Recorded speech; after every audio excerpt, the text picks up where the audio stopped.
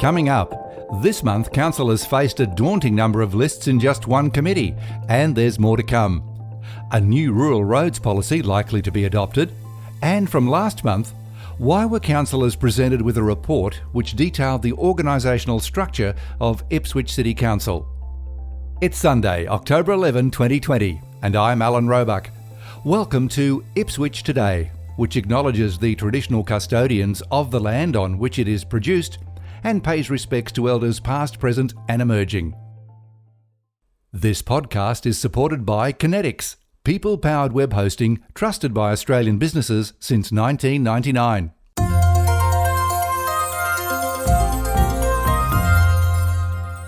Is Ipswich City Council about to undergo more upheaval with a restructure of the current 5 departments?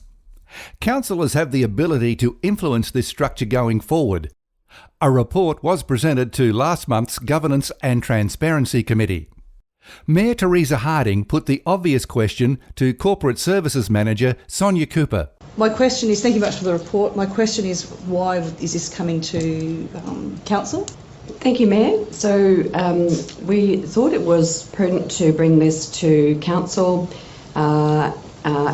As the report indicates, there's been briefings provided to you as the new Mayor and Councillors during the induction program and in the formation and settling of the current financial year's budget, operational budget in particular. So there has been discussions on the way in which the structure is working, and we know that it's an area of interest to the councillors. So we just thought it prudent to bring it before you to make clear the power that you have under the Local Government Act in relation to ensuring that an appropriate organisational structure is in place to meet the service delivery obligations and legislative obligations of Council. So as the report indicates, the CEO and ELT continue to recommend the current department structure of Council in the 5 departments that we currently have. As you would have noted, there was previously 7 and a significant change program undertaken during 2019 and into the early part of 2020 to operationalise the 5 departments that were approved by Council last year. Mayor Harding also questioned why media and marketing functions are in separate council departments. Probably the only area that I look at and sometimes I have difficulty getting my head around is there are areas of community engagement, media, comms, community development and marketing services over 2 different branches. The teams themselves are fantastic, but I've never been in an organisation where marketing has been in a different place to media and comms. And we have community engagement in one branch and community development in another. So that's probably for me, I'll say that, look, I'll be voting to support this recommendation, but I guess for me there's how does that work? I've been sort of keeping an eye on how that works in a practical sense. And if that works well, I think we continue it, but it's just highlighting that the teams there are doing great work. It's a recurring theme that large organisations, such as councils, struggle to understand the difference between media, marketing and community engagement roles. They are distinctly different functions and require highly specialised and different skills to execute with a high degree of success. CEO David Farmer commented on the current structure.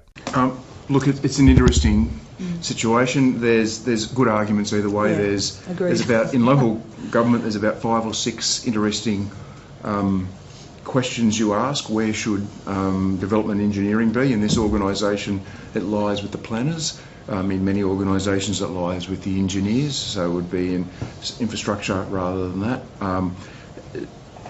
So that's just one example of a conundrum or an issue like that. This one here is because we have 5 areas, and comms and engagement are in the executive coordination performance is also sort of the executive support area, so it's tied to the executive and council support area.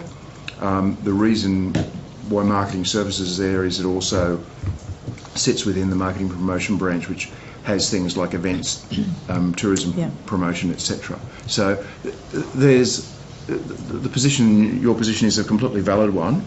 After a lot of gnashing and wailing, about which way it should go, that was where we landed. Equally, a movement in the other way would be logical, but would present some disbenefits, just as this has some disbenefits. In the end, structures are only drawings on a piece of paper. It's relationships and processes across the organisation, and if people can work effectively across the organisation, then you don't have issues. If people don't work effectively, then you have issues. And while we all have what we would call, silos, for want of a better term, it's how we work. Many of our delivery structures require numbers of parts of the organisation to work together. Particularly anything new or developmental will require members of 3 or 4 departments of the organisation to work together. Deputy Mayor Marnie Doyle requested a report be presented at a future committee meeting on staff culture and associated issues such as whistleblower protection.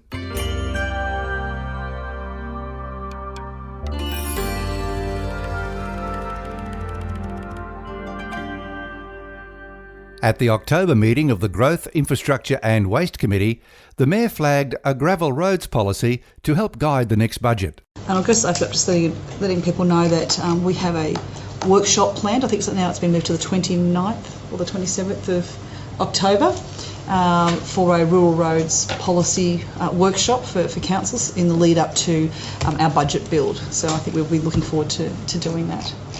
If you like a list, you'll love this lot.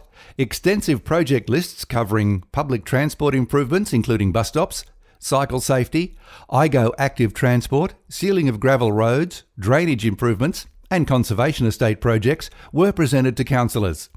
Councillor Andrew Fechner quizzed Council's Manager of Infrastructure Strategy, Tony Dillio. Probably just an overarching question with regards to all of the items pertaining to methodology coming to us today. I acknowledge that the lists provided are not 100% up to date, but after having a discussion with you earlier this week, I understand that the department is making headway to finalise these lists and have them to us. Will those lists potentially, based on the prioritisations within the sub-programs, be available for the public to look at? Is that information that will eventually be publicly available? Certainly, Councillor. My understanding is these committee reports are available to the public. So the listing as provided as attachment 3 in this report, as similar listings in all of the reports that are submitted today, I expect would be available to the public should they wish to see them.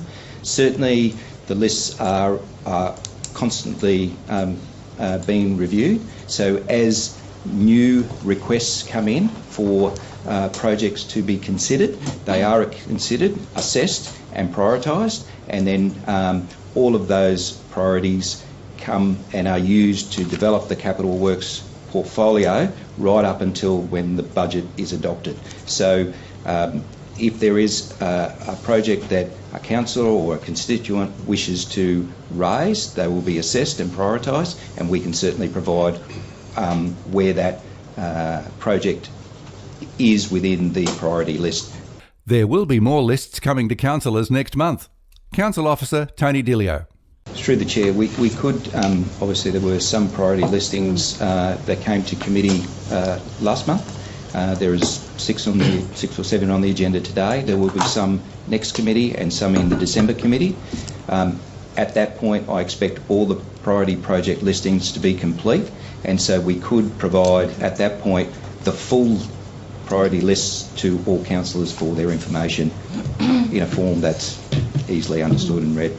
CEO David Farmer went on to clarify how Council ultimately decides which projects are prioritised. Ultimately, while staff will put a proposed list to Council will then apply its own filters over the top and determine the priority within the lists that we identify. So some of those issues that you're raising can be applied, and a bit more a subjective analysis can be applied as we move forward in the budget process. Councillor Jacob Madsen cut through the jargon in the discussion with this clear point on how projects should be prioritised. Thank you. I would just concur with Andrew. It's always important to remember, Councillor Fechner, procedure is very important. that we're making decisions under scarcity here.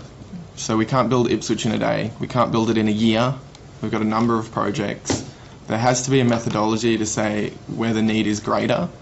And often in a political environment such as we operate in, there's loud chatter back and forth by groups, but that may not actually represent the greater populations out there.